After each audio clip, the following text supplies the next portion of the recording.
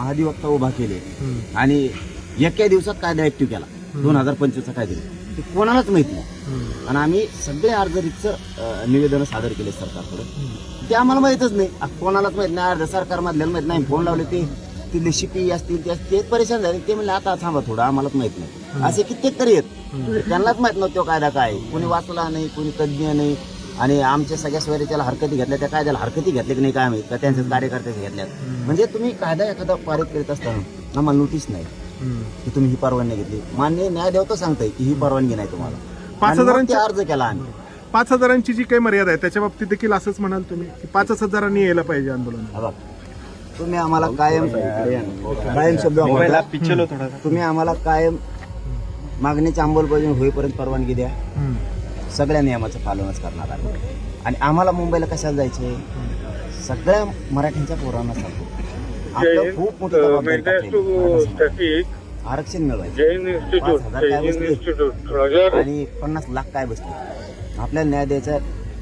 आपल्या समाजाला त्या समाजाने आपल्या घरापासून त्यांनी आपली आशीर्वाद देऊन आपल्याला वाटा लावले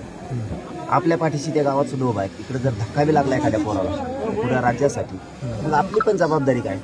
आज 5,000 बसले उद्या 5,000 बसतील एका दिवशी काय करायचं सगळ्या देऊन तिथून अलीकडचं राऊंड आहे त्याच्यावर काही बसतील पण तुम्ही काय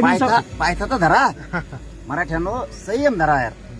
संयम धरायचा शांत राहायचं डोकं चालून मी चालून 2 वर्षात नाही मिळणार आरक्षण दिलंय थोडं डोकं चालवायचं तुम्ही जर आडमुठी भूमिका घेताल तर तुमच्यामुळं समाजाचं वाटलं होऊ नये बरंच समाज म्हण काय आडमुठेपणा केला त्याच्यामुळं ना आपण बरोबर साधू तुम्ही फक्त शांत राहा काय तुम्हीच आझाद मैदानला गेले तरच आरक्षण मिळणार आहे नाही गेलेत मिळणार नाही असं पुढे जिथून असेल तिथून तुम्ही मुंबईतच आहेत ना यायला किती वेळ लागेल तुम्हाला आणि मागची टीम यायला सज्जच आहे ना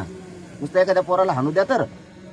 त्यांनी परवानगी तर नाकूर द्या परवानगी नाकारल्या नाही बसू दिलं पाठीमागचा समाज यायला तयार आहे तुम्ही मागणी केली आहे का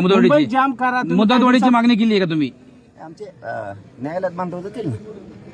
गेले असतील आपण न्यायालयात नाहीच आहे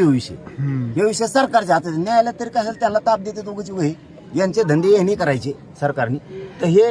मान्य न्यायदेवताला पुढे घालतात कामा धामाचं गणपती उत्सवाचं कारण देऊन तुम्हाला आंदोलन मागे घेण्याचं आवाहन केलं जाते नेते याच्यावरती प्रतिक्रिया देत आहेत दादा गणपतीचा संबंध काय आम्ही हिंदू धर्मात येतो आम्हीच बसतो आता देवाच्या आडून जायचं का त्यांच्या आडला पैसे का आता तुम्हाला आम्ही असंच म्हणायचं मग आता आमच्यावर गणपतीचा हल्ला केला तेव्हा नाही की हिंदूचा गणपती दिसला तुम्हाला आमच्या महिलाला रक्ताच्या थाळीत टाकलं त्या टायमाला गणपती नाही दिसला आम्ही करायला लागलो कीच आम्ही काय अडथळा करायला होतो आमच्या काय बंदूक घेत का आझाद मैदान कुठं